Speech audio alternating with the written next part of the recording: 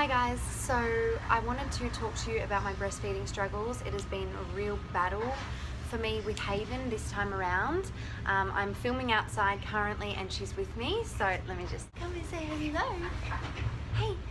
She is currently 8 months old and she is just the happiest little baby girl ever. Look, can you see yourself? Yes, you can! She's amazing. Our experience with her as a baby has been so beautiful, so special, but unfortunately breastfeeding hasn't gone the way that I really wanted it to, and so that has been crazy emotional for me. Nothing more that I've ever wanted than to breastfeed my children into toddlerhood. You know, I'm an advocate for extended breastfeeding, but unfortunately my experience hasn't allowed me to do that. So this is a journey that I'm still on, and it's not something that I have overcome. I'm still experiencing it. I'm still going through the emotions and the highs and the lows of dealing with everything that I'm dealing with and coming to a place of acceptance. And so because of that, I am still highly emotional over it. So I'll take you back. When Haven was first born, she was born in the water. It was a beautiful, peaceful home water birth, my second home water birth, and everything was amazing. She latched beautifully, although I self-diagnosed a tongue and lip tie at 5 days old.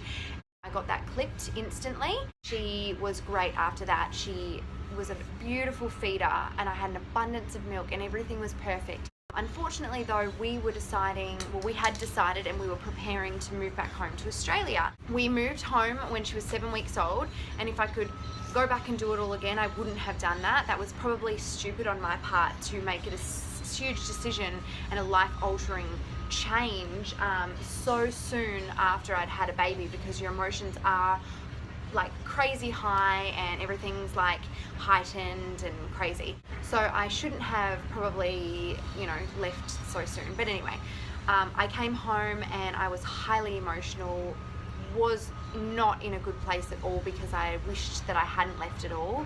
I wanted to still be in America. I love that country and we will move back. We're planning to move back in a few years, but we just decided while the girls were young that we would come home and be close to family.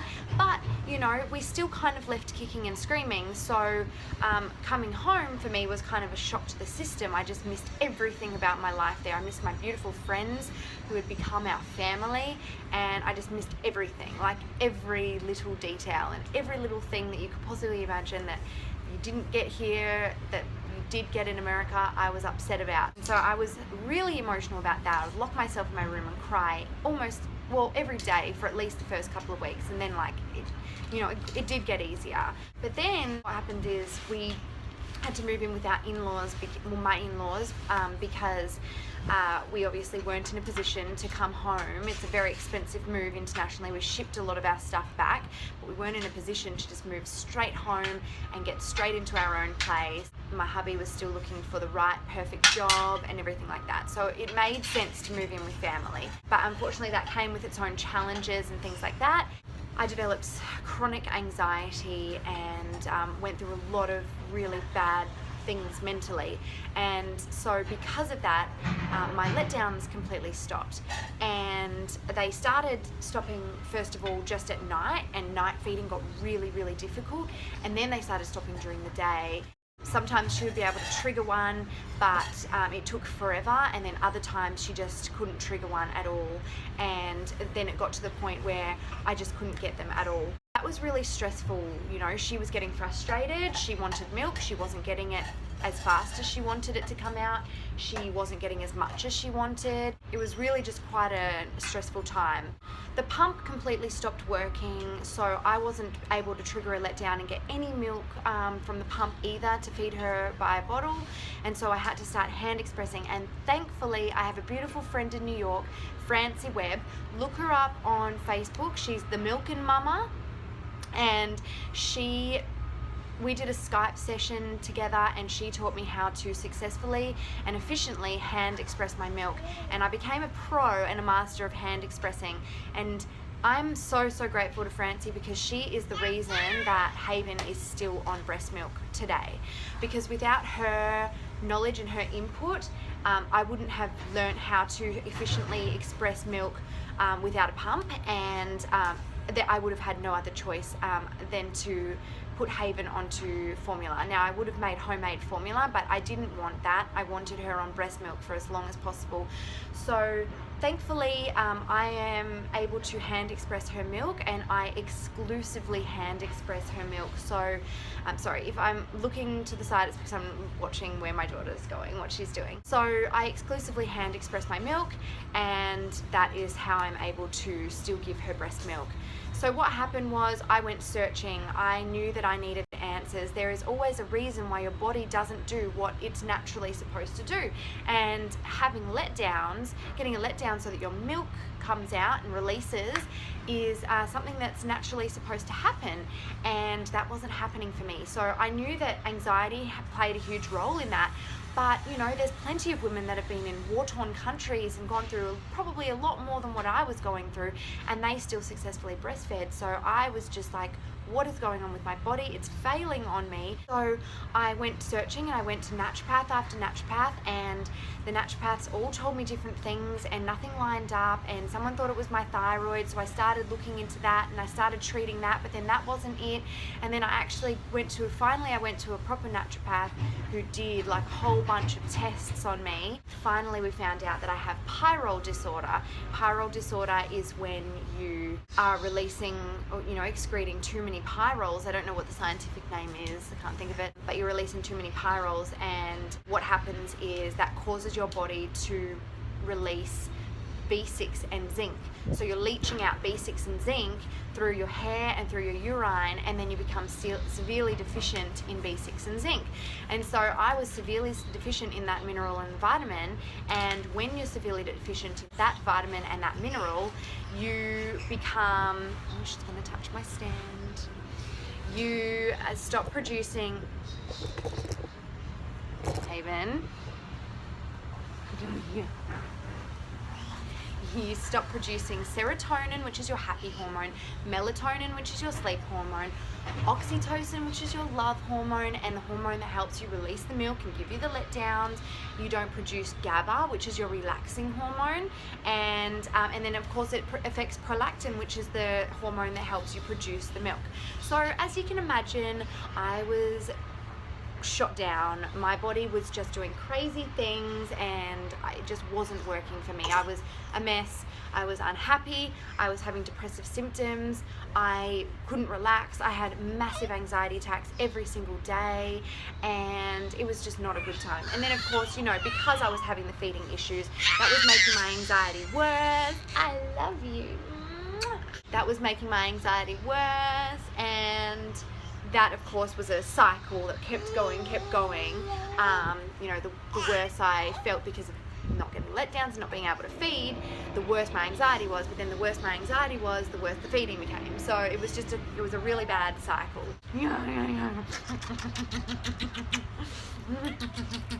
You just can't not love this face. Yes, I love you. She loves kisses.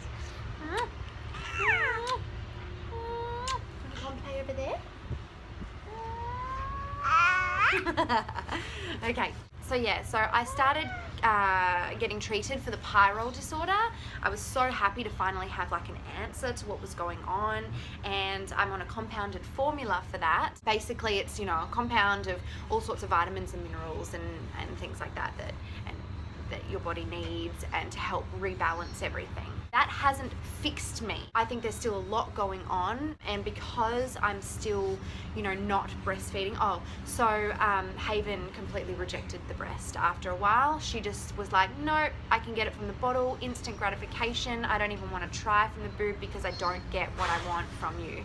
That is a really, really difficult thing that I've not been able to accept. I basically cry almost every day, at least once, just because I'm struggling to accept that, you know, my baby, who, you know, I want that closeness and that bond with, you know, through breastfeeding. You know, I love breastfeeding, and, you know, she's just completely rejected me, and it's something that I don't want to accept. It's the bottom line. I'm not accepting it, and so it makes life really difficult for me, and I still get anxiety. I still get depressive symptoms and things like that, because things just haven't gone the way that I wanted them to and the way that I really thought they would. You know, I had really high expectations of what I would do and how long I would breastfeed for, and it's been cut completely in, I can't even say cut in half, because I'm not even halfway to where I wanted to be. I've probably breastfed her for an eighth of the amount of time that I really wanted to.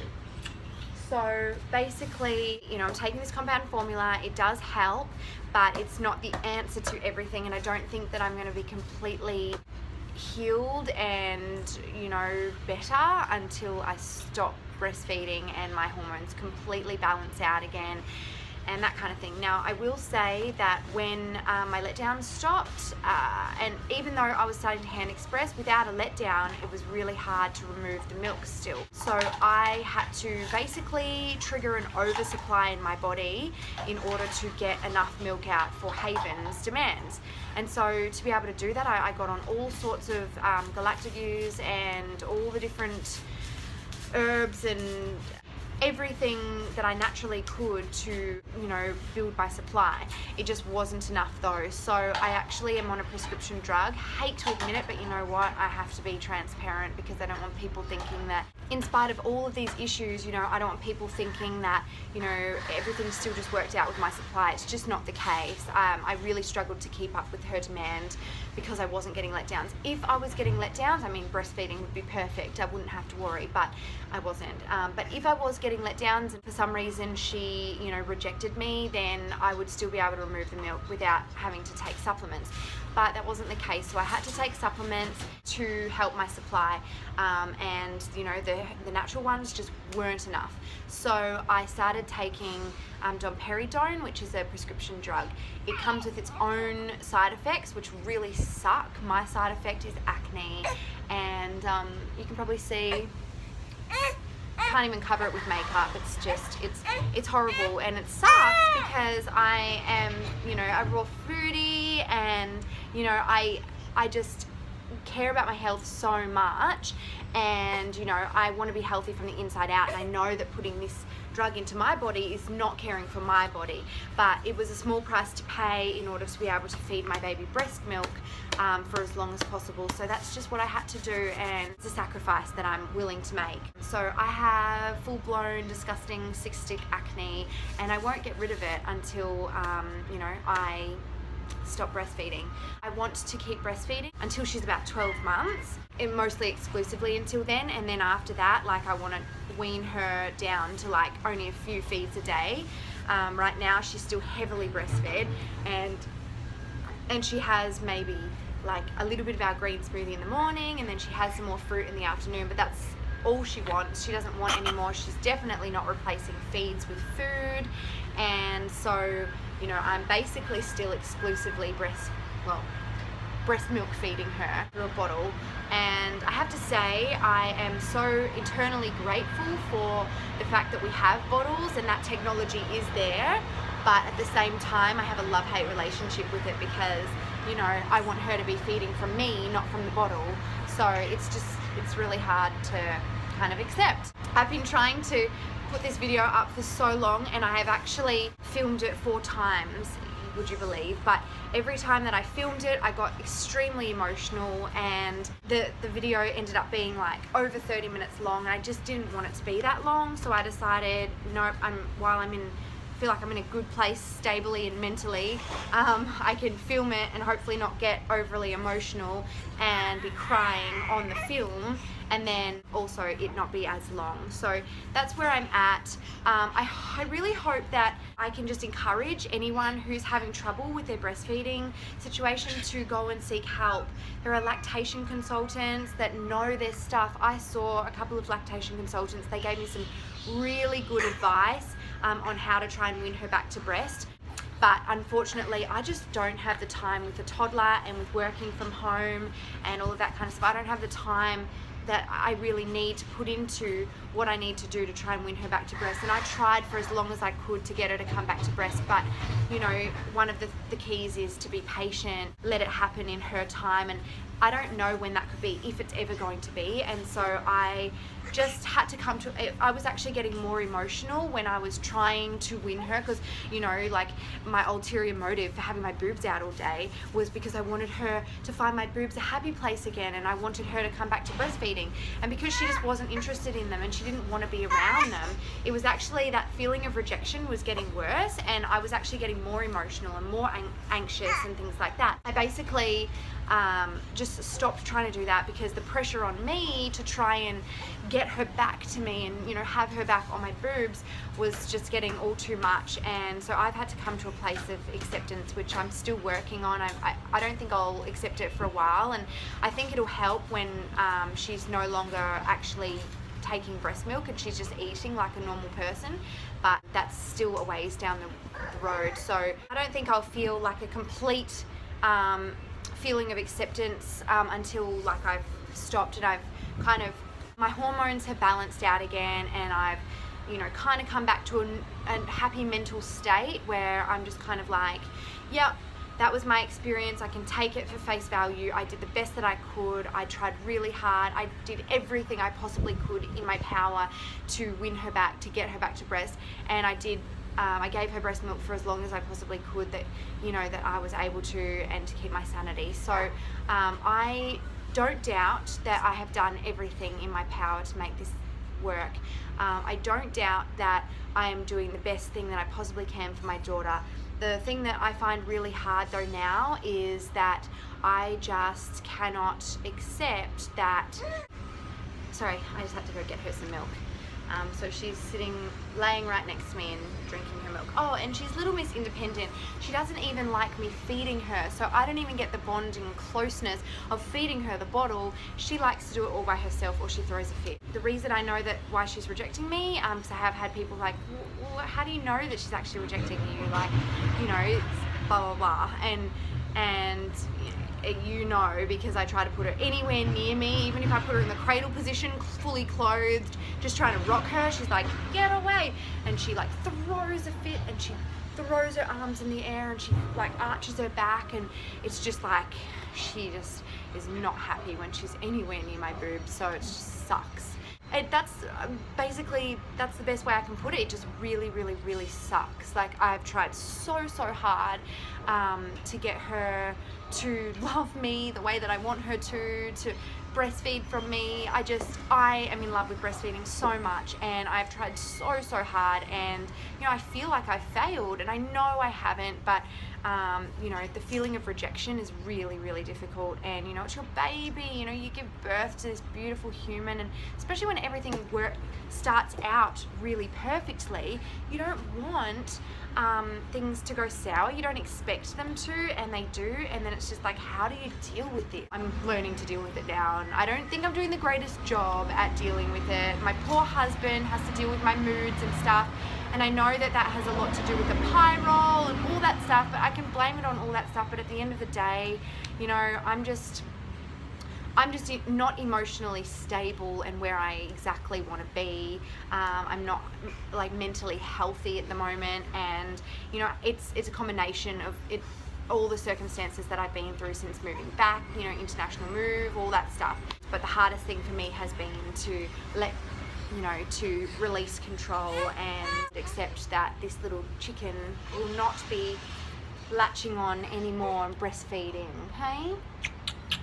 So anyway, I hope that this encourages someone to reach out. I've done a lot of work towards finding out answers. I think it's important to find the cause of something that's going on, and thankfully, you know, because of losing my letdowns, it was a reason for me to go and find answers, go searching, because I knew that wasn't natural and that something more was going on inside my body. And so, you know, it wasn't even an option for me to just quit breastfeeding then. I wanted to find the answers as to why, you know, they had suddenly stopped, and get them when I'm in a happy state. And I'm like, ooh, let down, I have to hand express quick. And I like literally stop everything that I'm doing, and I'm like, gotta hand express, and, you know, gotta catch the let down and that kind of thing. So, but yeah, I just really encourage anyone who's having troubles to seek help first. And, you know, if your body's not doing something that it's supposed to be doing naturally, like breastfeeding is natural, then sometimes, you know, there is just something that needs to be tweaked or fixed. Something more is going on that you can fix. Other times, like I have experienced, it's kind of helpless, and you probably, you know, for some women, breastfeeding isn't going to be successful, and that really, really, really sucks. It really does. But, you know, most of the time there's always answers, and I just encourage you to seek help and to find those answers, and don't stop looking until you do find some. It can be a really hard emotional journey, as I've experienced firsthand, but you know, it is worth it, because if something's going on the inside, I'd want to know. And you know, I think it's important. Do you want to say bye-bye? Do you want to say bye-bye? Haven, say bye-bye, say bye-bye, say bye-bye.